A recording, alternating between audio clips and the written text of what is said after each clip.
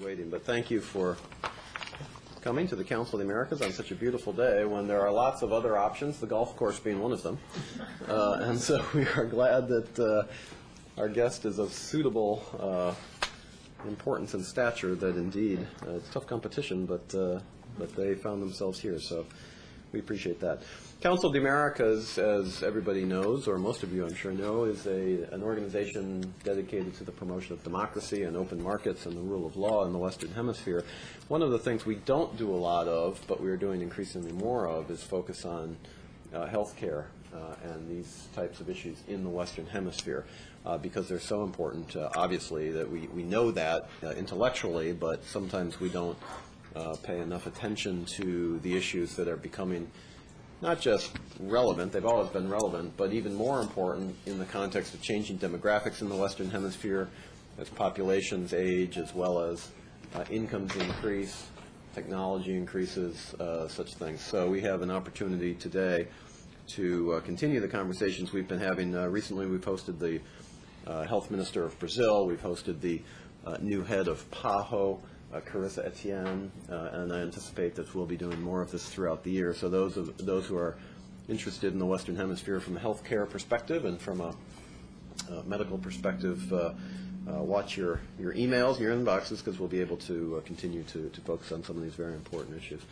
Our guest today is Dr. Nils Daulaire, whom many of you already know. He's the Assistant Secretary for Global Affairs at the U.S. Department of Health and Human Services, somebody who has a very distinguished background in these issues and has been, and he is now the delegate to the World Health Organization Board. He's the chief liaison to international ministries. He's the top international official at HHS, and so therefore somebody who has a global perspective, not just Western Hemisphere, and so we'll be able to put some of these issues into the broader perspective as well.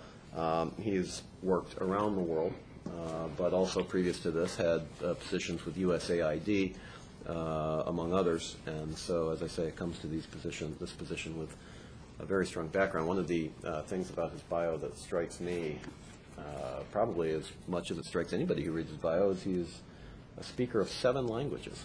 Now, to me, you can barely stumble through one language. That's impressive, Dr. I can Daulaire. barely stumble through all 7. So we've asked Dr. Daulaire to give us some comments about how the U.S. government is viewing these issues in the Western Hemisphere, and then to have the opportunity for an interaction among ourselves. This is on the record conversation. We are recording it, and we'll slap it up on the website. Just to establish those ground rules beforehand. And thank you for coming, Dr. Daulaire, and over to you. Thank you. Yep. Thank you, Eric, for that introduction. And I want to thank the Council of the Americas for the opportunity to speak with you and for anyone else who might be listening in on the web. I'm very happy to be able to speak about U.S. health priorities in our hemisphere and share some of the important and exciting work that we're doing in the region as well as globally. Obviously, the health and the welfare of countries in the region are vitally important to us here in the United States. We're neighbors, we share a common heritage, and we share common health challenges. Historically, the focus of our collaborations in the Americas, our priorities for engagement, have been important areas such as controlling infectious diseases, including HIV/AIDS, TB, and malaria, improving maternal and reproductive health, and strengthening health systems to deal with acute medical conditions and deliver preventive health services. I'd note that the founding of the Pan American Sanitary Bureau, now known as PAHO, was originally based on efforts to control malaria in Panama as the Panama Canal was being constructed. So there's more than a century of history of engagement there. It's been in these areas that the United States and other countries in the Americas have together made some remarkable achievements, including reducing infant and child mortality and extending life expectancy by enormous amounts over the decades.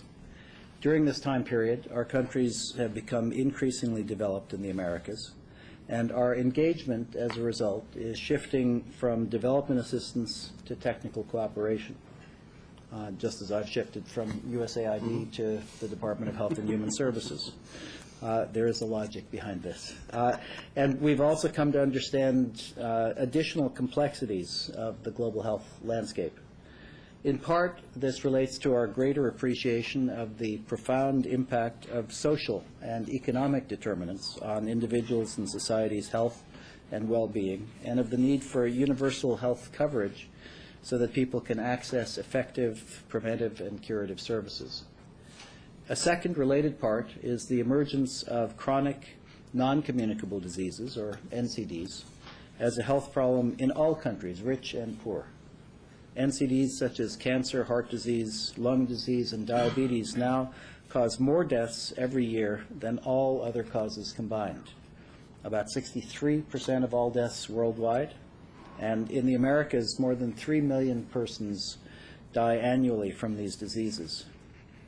In most countries, more than a third of these deaths occur in individuals younger than 70.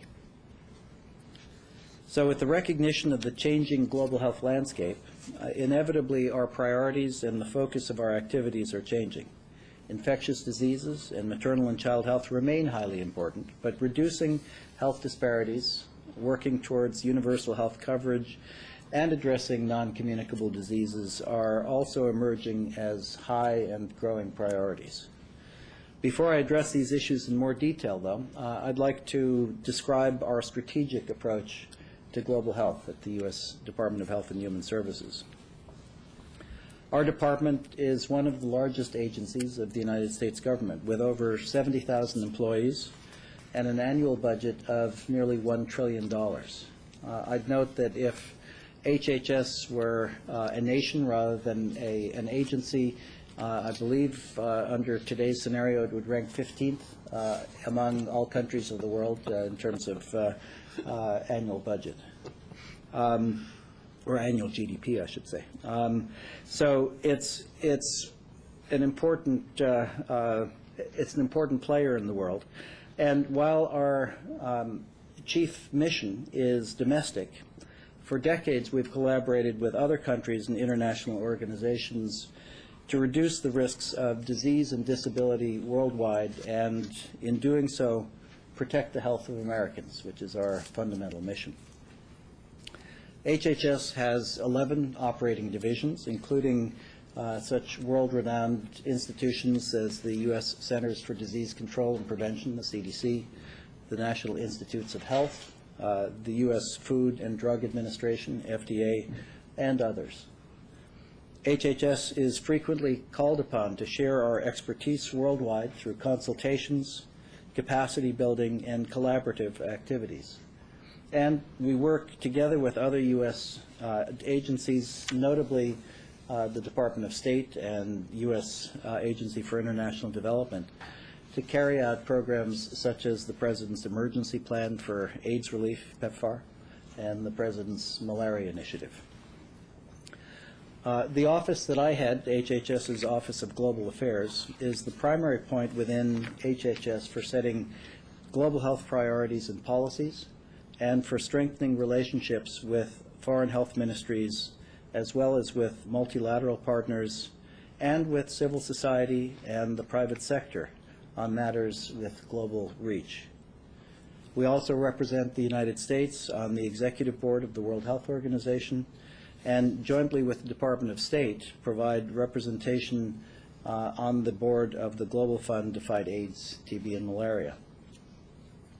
Because of HHS's substantial and growing global health efforts, HHS Secretary, my boss, Kathleen Sebelius, launched last year a global health strategy, which I have a copy of here, but not enough for everybody. It's the first ever strategy developed by the Department of Health and Human Services to look at our big-scale picture of how we engage in global health, and it is available on our website, www.globalhealth.gov.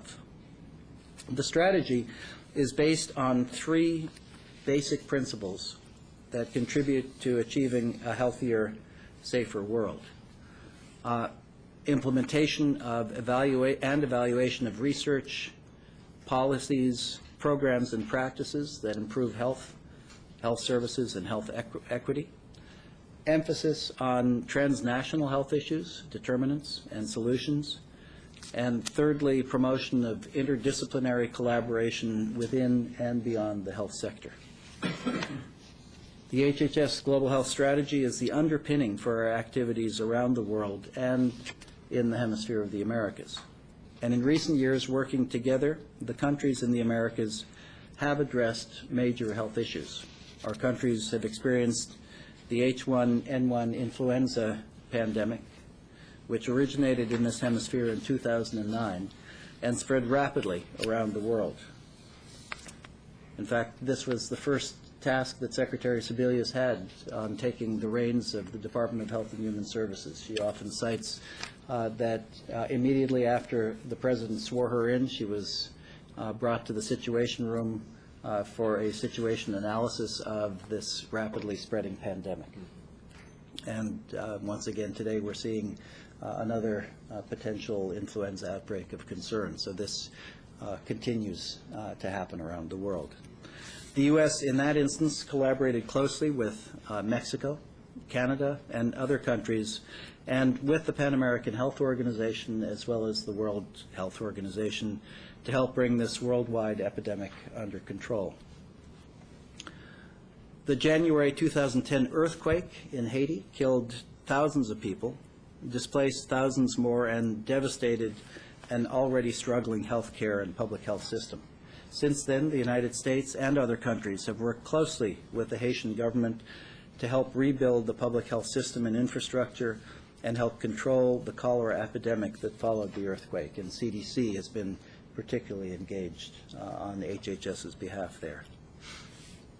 Together, through the efforts of PAHO and every nation in the region, our countries were able to eliminate indigenous transmission of measles, rubella, and congenital rubella syndrome, the first region in the world to do so.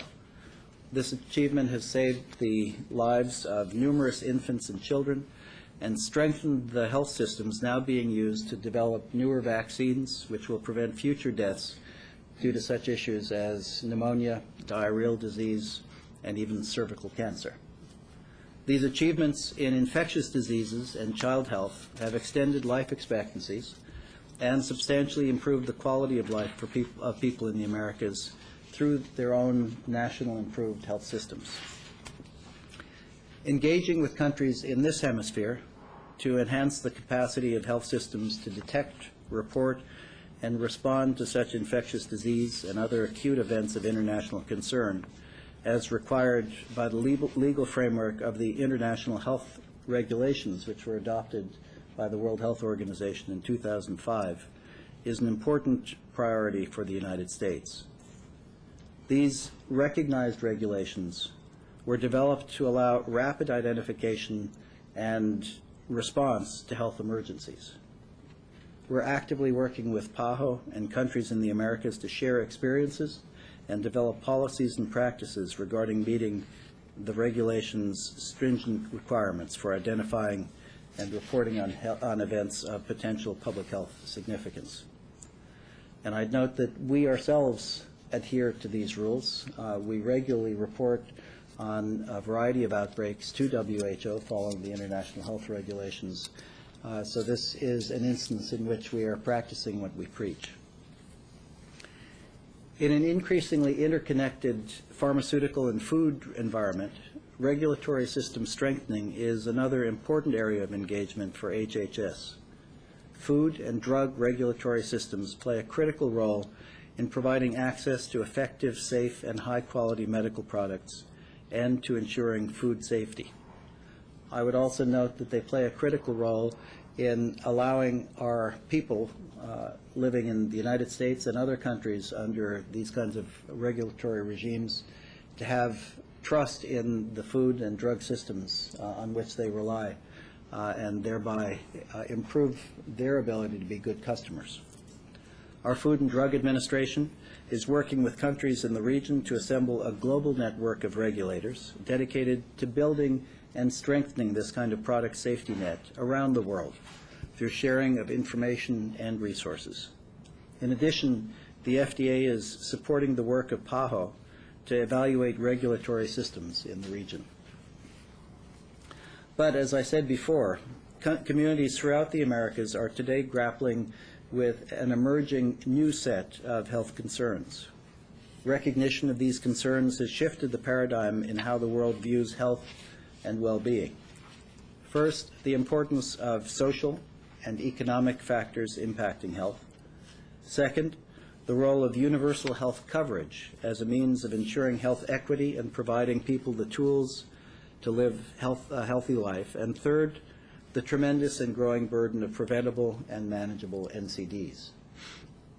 These new challenges are reflected in the HHS Global Health Strategy, and addressing these challenges will shape our priorities and form our activities in the Americas and the world in the years to come. We appreciate that our health is not just determined by what happens in the doctor's office or in the operating room. Health and well-being also depend on where we live, work, go to school, exercise and play, what we eat and drink, the air we breathe, and how we get around. We also know that these social and environmental factors are at the root of many of the health disparities that cost our people and our economies dearly. At the global level, countries in the region highlighted the importance of these factors at the World Conference on Social Determinants of Health, which was held in Rio de Janeiro in the fall of 2011, at which countries and stakeholders shared experiences on policies and strategies aimed at reducing health inequities. Some of the key messages from that conference, which the U.S. strives to carry out in our work, include the need to take action on social determinants of health by promoting policymaking and implementation that go beyond simply the health sector, by engaging actors outside of government, such as civil society and the commercial sector, and by recognizing the need to reorient our health sectors towards universal health coverage that is accessible, affordable, and of good quality for all. Here in the United States, President Obama has made access to health care nationwide a landmark issue of his administration. And thanks to the Affordable Care Act, that goal is poised to become a reality.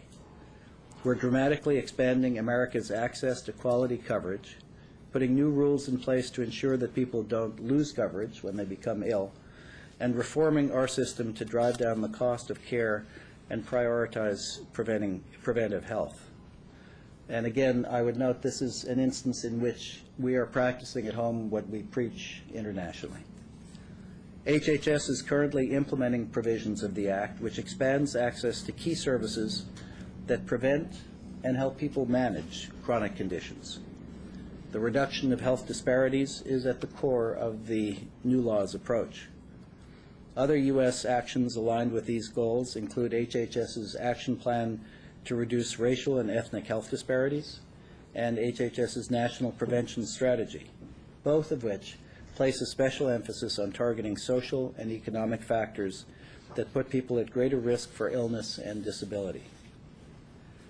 In the international setting, the U.S. was proud, and my department was particularly proud, to have co-sponsored the Universal Health coverage resolution at the UN General Assembly this past year.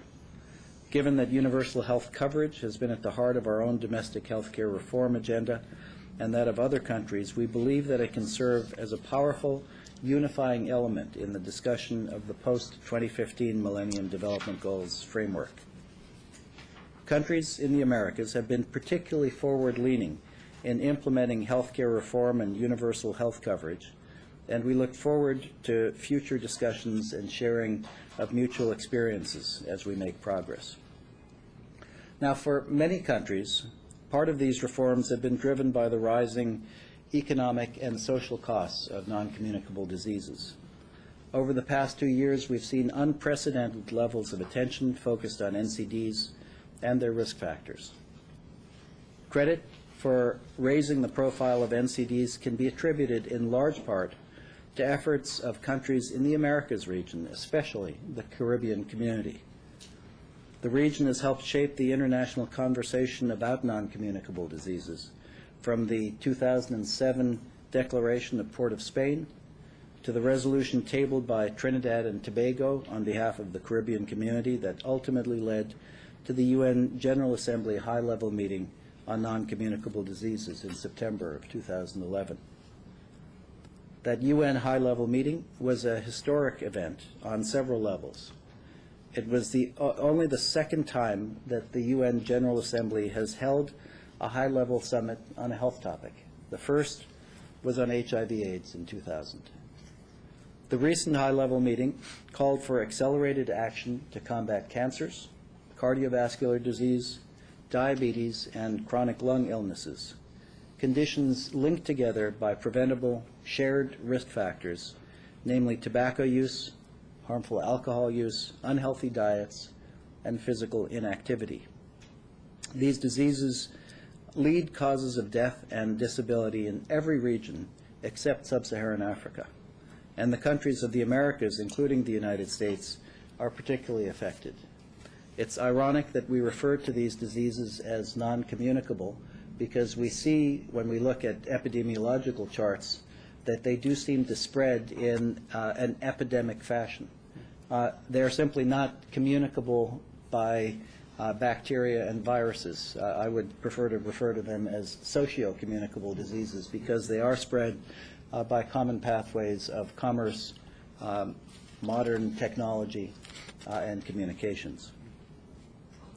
Among the summit's major outcomes was a charge to the World Health Organization to develop a comprehensive global monitoring framework, recommend a set of voluntary global targets, and propose options to strengthen multi-sectoral action on NCDs. The U.S. is strongly committed to raising the profile of NCDs as a major global public health concern and is very supportive of the work begun since the summit. We've worked closely with WHO and member states to establish ambitious but we believe achievable targets.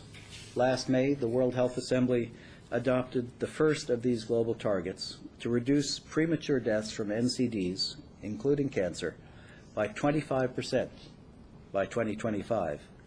And in November of this past year, countries agreed on 8 other targets within that larger 25 by 25 goal to reduce major risk factors and improve the capacity of communities and health systems to address NCDs. Action plans that support reaching these targets are being developed both globally by WHO and regionally by PAHO. These plans focus on evidence-based interventions and take into account the need for wide-ranging solutions that address risk factors from every angle and engage all sectors of society in solutions.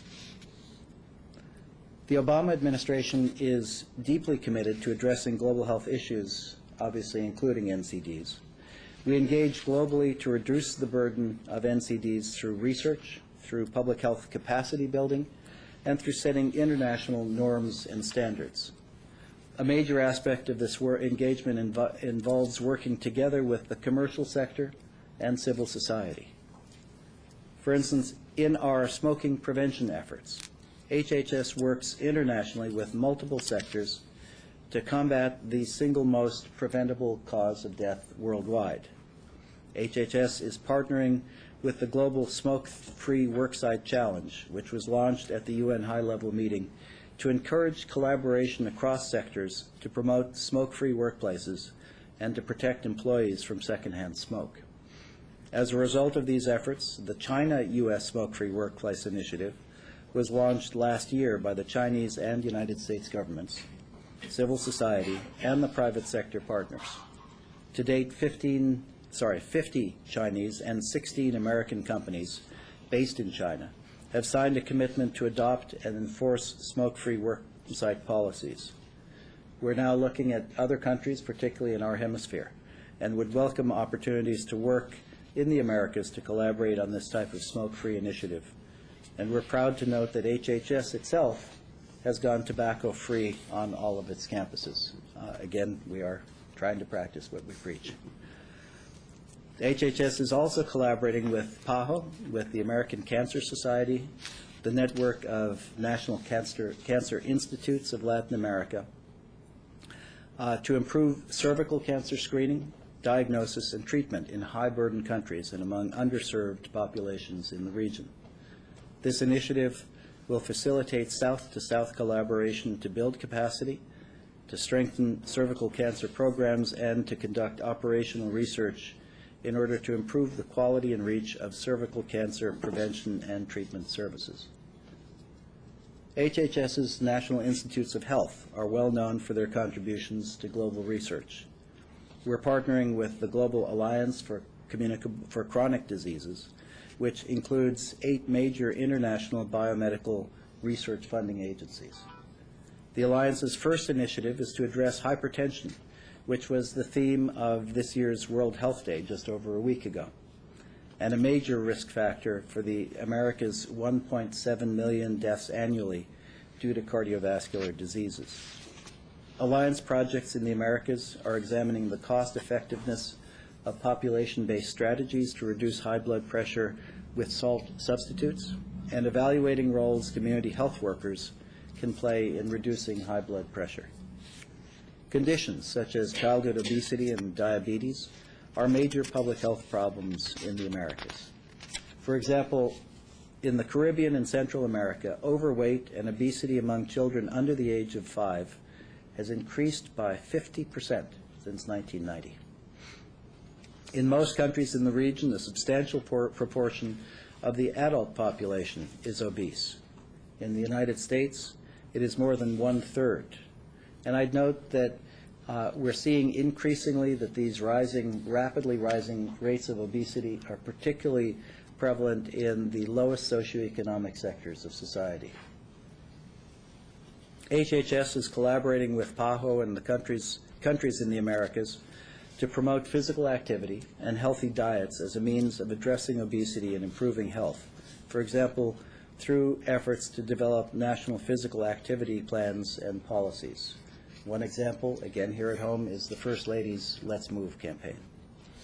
Communities and local governments around the region and in the U.S. are also taking action to support healthy living by creating ciclovías that block off urban streets to cars for recreational use, designing walkable communities, creating bike lanes, and supporting school gardens and farmers markets. Let me end by saying that global recognition of the rising problem of NCDs and their risk factors, such as tobacco use, hypertension, and obesity, marks a changing paradigm in global health. From a more insular view of how we can protect our countries from external threats, such as infectious diseases, to a global view that we live in a networked, commercialized world with health challenges that affect all of us. These health problems are placing enormous strains on our public health systems and economies. To address these new challenges, we'll need to use an evidence-based health in all policies approach that takes into account social and economic determinants. We'll need to reshape and strengthen our health systems, and we will have to examine how we finance health care so that prevention, primary care, and early diagnosis rather than late-stage tertiary care are emphasized. And we also need to create environments that support healthy choices. But we know that the health sector and governments alone cannot do this work alone. These solutions require broad and sustained efforts working across government, civil society, and the commercial sector. We will also need to take into account powerful special interests, including most notably the tobacco industry, as smoking remains the single most preventable cause of death worldwide. We need other partners at the table when we talk about health policies. And we want to work with industry on voluntary commitments and standards that will help families and communities make healthy choices that are also easy choices. When it comes to healthy eating, the food and beverage industry must recognize their responsibility and understand that it's good business to promote healthy foods. We in government will help assure that doing so does not put you at a competitive disadvantage. And when other sectors talk about policies that affect health, we also need to have the health community at the table, whether it's urban planning, international trade, food policy, or response to an international disaster. At the core of all our partnerships in the region is the belief that strong, prosperous societies are also healthy societies, and that there is no goal more important to our future than improving health. By improving the conditions in which we live, learn, work, eat, and play, we will create a healthier global population, society, and workforce.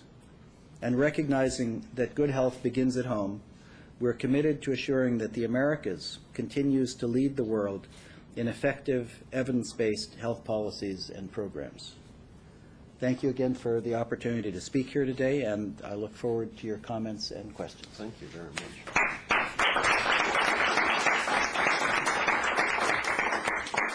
Wow, that was terrific. Thank you. A lot of issues there on the table. And I would suspect that much of Latin America and the Caribbean is ready for this type of message and this type of partnership because they see the same issues.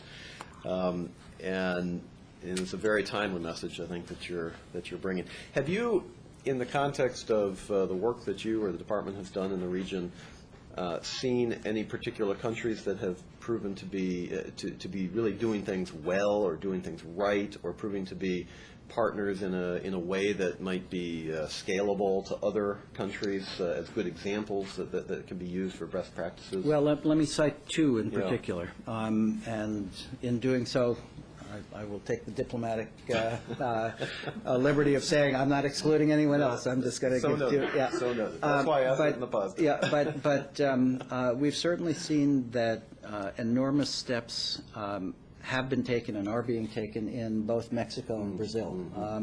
Mexico has extended basic health services to virtually all of their population, and it's had a huge impact. They've made sure that those services are affordable and accessible for their people. Obviously, there are challenges in any situation. We certainly can't say that we've addressed all of our own here in this country, but they've made very substantial progress. Brazil is another notable example in our hemisphere. They've had a very interesting approach in that they have approached health as a human rights issue, and it's built into their constitution. I've been very taken with the ways in which the Brazilians are working to turn that into a concrete reality. And again, that's not to minimize the many challenges and obstacles and the very long way they have to go, but they've made remarkable progress over the past decade in terms of health statistics in their countries. And Brazil actually has been one of the international leaders in the movement for addressing social determinants of health. They've really recognized, going back a long way, that this is not simply a health care set of issues. Yeah. That's very consistent with, I mentioned in the introductory comments, we hosted the health minister of Brazil here, I guess about, 6 months ago, something like that, a few months ago. And he was mentioning this more holistic approach, which was really, in some ways, revolutionary for Latin America, but in a very significant way, in a very appropriate way. The other thing I guess I would mention before opening it up to you for your comments and questions would be that this is a real area, in my view, not being a health expert, but a real area where the United States certainly has something to offer, but something to offer that the rest of the hemisphere is hungry for.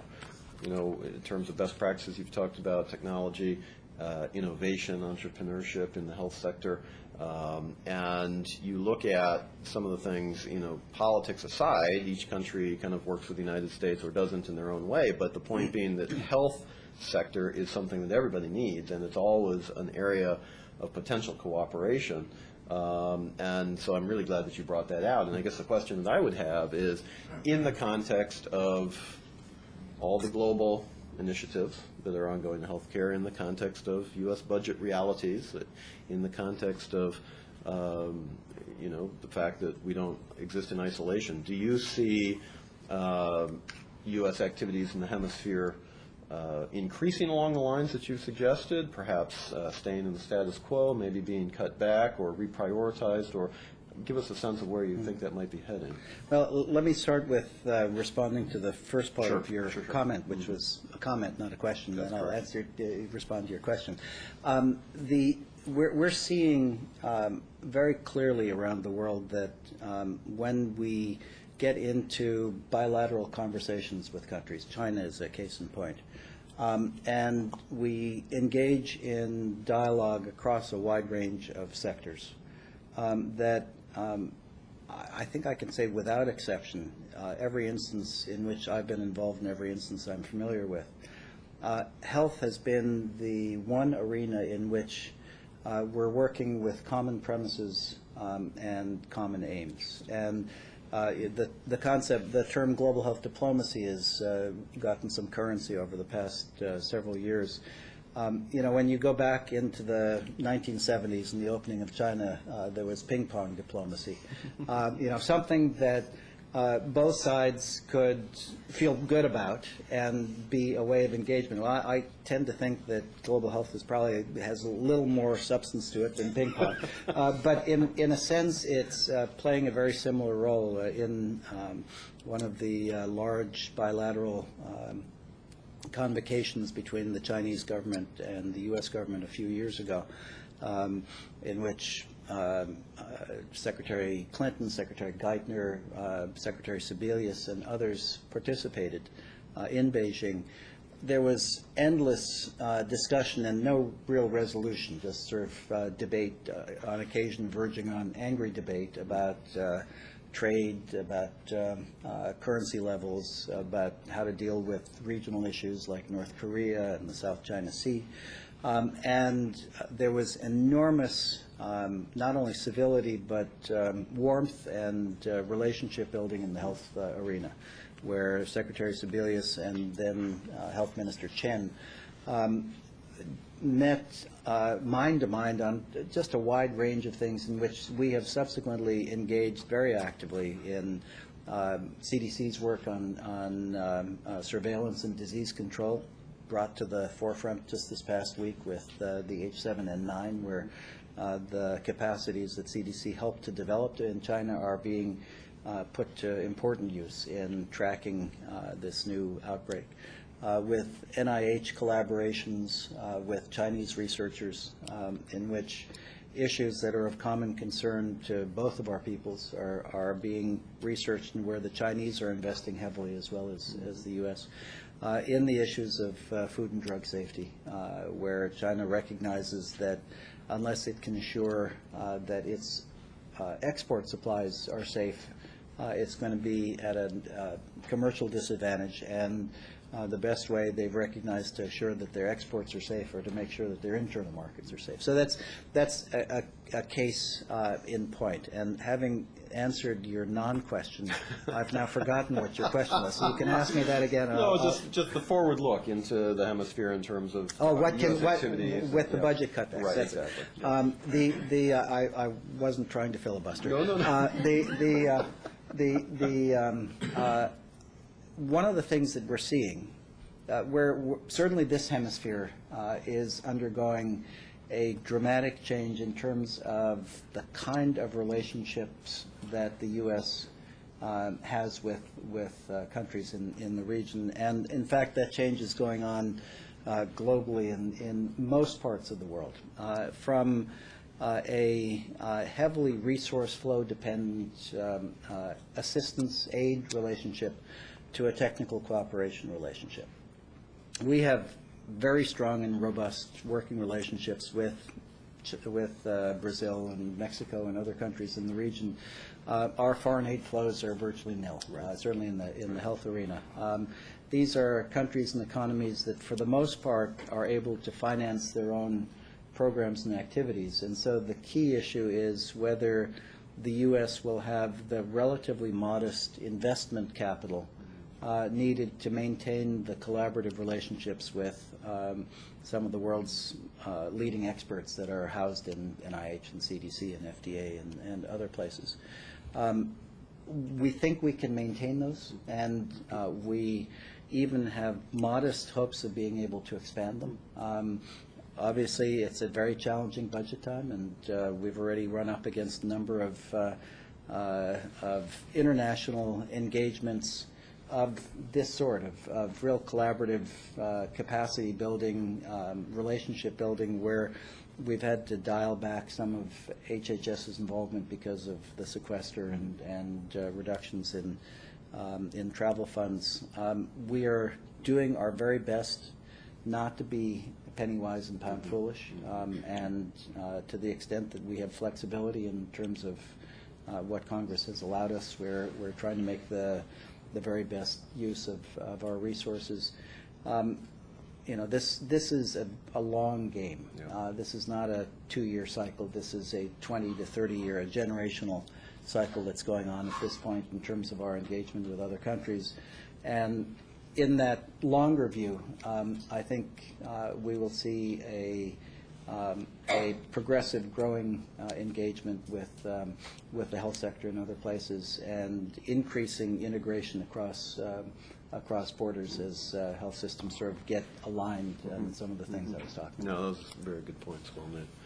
Well, we've got probably another 15 minutes or so, so let's have questions from you all. To the extent you have them, please identify yourself by name and organization. We'll start over here. Dr. Daulaire, my name is Jim Regan. I'm with IBC, which is a consulting firm that does international trade and government relations work. And Ambassador Kolker will be meeting with our Washington International Business Council in a few weeks. And let me just note that the Ambassador Kolker of note is my principal deputy assistant secretary and the former U.S. ambassador to Uganda and Burkina Faso. Please. A couple of weeks ago at CSIS, you made kind of a wry point in response to a question about where U.S. health attaches are posted at U.S. missions around the world. And the comment was that we have one in Geneva, and Geneva is not a country, but sometimes it acts like it is, which I thought was well taken. And with respect to WHO, as you know, there's always been a difficulty for the business community to be heard by WHO for a variety of reasons, all of which I'm sure you're aware or have heard. And I'm just wondering how you see the situation. Is it improving at all? The U.S. Council for International Businesses made a statement that they'd like to see more opportunities for American companies or associations to be accredited there. From our point of view, it has to do with pharma companies, med tech, food companies. I'm not talking about alcohol. But I'm wondering if you see an improvement in ways that the U.S. government could open the system a little bit more through the WHO process, which is pretty strict. Yeah. Well, the WHO process is not only pretty strict, but it's pretty convoluted. And so I don't think I cannot give you a simple answer to your question. I think that Dr. Chen, the Director General of WHO, understands the importance of a free exchange with all sectors, and that's not only government but civil society and the business sector. And I think she's demonstrated through her engagement that she will, within the bounds of the flexibility given to her by her bosses, the ministers of health of 194 countries, will work to do that. I certainly see, as in my role as a U.S. Member of the Executive Board, I see a lot of pushback from a number of other countries, and there are some in this hemisphere and there are some in other parts of the world, where there is a pretty deep mistrust of the motivation and the directions of the private sector. And WHO is an institution that represents its member states, and so they have to be sensitive to that. I think that there are, in part of the debates that are going on about WHO governance, there are efforts to look at ways of opening the dialogue. Clearly, one of the clear messages that I'm hearing from a strong majority of the members of WHO, and remember, we are we may be the world's superpower, but we have one vote out of 194 at WHO, as well as at other UN agencies. So we try to be respectful of the group, while at the same time making sure that ideas are brought forward in a thoughtful way. So I think what we're going to see is a difficult situation in terms of the private sector's engagement with WHO, but difficult is not the same as impossible.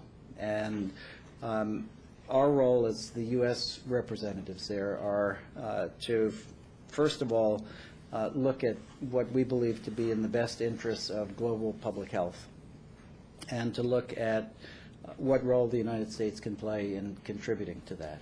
And in some instances, but not all, those will be aligned with a number of private sector directions, and in other instances they won't be.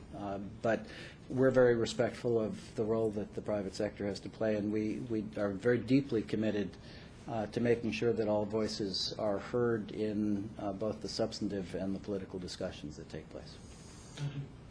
I would concur with that, and simply add that, you know, I've mentioned we hosted the new head of PAHO, and she actually has a very open view about this topic, and PAHO's traditionally had a more insular view in terms of dealing with the private sector, but she's been very open. You know, obviously there are things that can be done, there are things that can't be done in the current environment, but the idea that, you know, you can talk to people and exchange views, in some ways that's actually revolutionary. But it's been really a positive result, so we've been pleased by that. Let me raise one issue here, which really goes beyond our hemisphere, but I think is an important one for those of you who represent or are connected with private industry to understand. And that is the very sharp dividing line between the tobacco industry and the rest of industry. And I know that many of my colleagues on the private sector side are very concerned when discussions take place about limiting market access and advertising and displays and branding and so forth on tobacco products, that this could then become a slippery slope for other things. We are deeply committed to rigorous and effective tobacco control, because it is, as I've said numerous times, the leading public health scourge in the world today. But we're equally committed that this is not simply the first of many industries to come under this kind of regulation. You know, and I think in many of the discussions that I've had with my colleagues in the U.S. Trade Representative's Office and Department of Commerce and others, they feel enormous pressure from, not from the tobacco industry itself, but from the private sector to not allow any part of that discussion to be hemmed off because of this fear of the slippery slope. I think we will all be better served by recognizing the unique nature of tobacco products and their unique dangers. And this is not something that's going to leak into other areas. So I would encourage a more open approach to this. Thank you. Yeah, please. Remember Fond with Climate Wire. I was wondering if HHS is doing excuse me, is doing any kind of work with respect to climate change in terms of addressing infectious disease in the Americas, but also does HHS have any input into climate negotiations? I've given long answers to several questions. I'll give you a very short answer: no. You know, it's not that we don't recognize the critically important interface between climate change and health. Obviously, it's going to play a huge factor, but it's not clear to us at this point that we have a manageable interest, that there's something that we can effectively do other than to recognize this and to say that, yes, indeed, these are playing a role. Oh, thank you. In the back here, and then we'll come back to you. Yeah, my name's Adrian Altalk. I'm the communications manager for the National Latino Tobacco Control Network, one of the 6 prevention networks funded by the Center for Disease Control. And I just You wanted- probably didn't like what I just said. I can't believe you said that. No, but I wanted to actually build on that and on some of the threads you mentioned earlier about addressing not only the powerful special interests of the tobacco industry, but also issues such as health equity. And think kind of ask if you might be interested in talking a bit more about some of the challenges and opportunities you see in terms of tobacco control and prevention, both domestically and globally, and maybe spotlighting one particular issue that kind of came to mind as having kind of a U.S. component and then an international component, which is the warning labels, which some of the room may be aware that recently the FDA's proposed warning labels have been rejected by courts in the United States. But there's also different countries in the hemisphere and other countries such as Australia, which have other kinds of warning label regulations. Certainly, the recent Court of, I think it was the Court of Appeals, that a Court of Appeals. I would note that you said courts, but there's only been one judgment about that. On the other hand, as you're probably aware, the Justice Department has decided not to appeal the court's ruling, and so FDA is going back to the drawing board in terms of looking at this issue of warning labels and graphic warnings on tobacco packages. We face a fairly unique situation in this country in terms of the limitations that the government has on both commerce and so-called free speech, the depiction of words and images. That set of issues is not faced by other countries such as Australia. They had their own court challenge to what many view as the most far-reaching packaging law in the world, one that I would note Secretary Sebelius spoke in favor of at a number of international fora, and that we've applauded as being a profoundly important public health measure. Australia had their court case, and the government won, and we're very pleased with that. I mean, we do our best to follow the law and to protect public health, and we're glad that in Australia people were able to follow the law and protect public health in a more dramatic way. We're certainly, from HHS's standpoint, not looking to expand the same kinds of what's the right word I'm looking for? Wild West advertising and promotion of tobacco products that characterized the earlier part of the middle part of the 20th century here. We think that the kinds of things that I think your organization, certainly CDC and FDA, are trying to do in terms of meaningful, thoughtful warnings, particularly aimed at cutting down on early adoption of smoking among children and adolescents, is critically important to health. Let's take one, let's maybe take two at the same time, since they're both sort of from the same industry. We'll go to Andrew, and then we'll go to Justin. Yeah, go ahead. I don't know if Justin will be offended to be part of the same industry. Well, Andrew Redmond with Pharma. Dr. Daulaire, great presentation. Lots of questions or thoughts come to mind, but maybe I could just ask a little more about the HHS effort to support stakeholder engagement, including the pharmaceutical industry, with other governments when implementing regulations related to healthcare.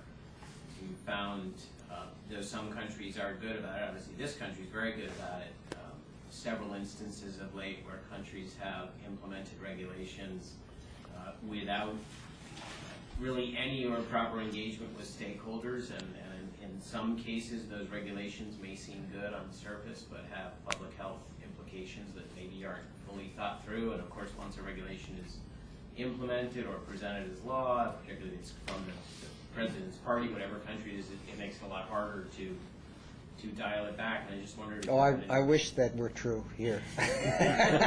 But please. Yeah, just thoughts on how HHS is or could sort of convey the sense of, you don't have to do everything stakeholders say, much as we wish you would, but at least that engagement should lead to regulations and laws that frankly are more effective for everybody. Yeah. Let's take this question also because we're a little bit short on time, Okay. so we want to respect that. So. Not the same, but it's similar. Okay, Justin Custer from Medtronic, not a pharmaceutical company, but the world's largest medical device company. I actually just wanted to ask, it's along the lines of stakeholder engagement, but it's an executive order from December that was put forward called the Interagency Task Force on Commercial Advocacy.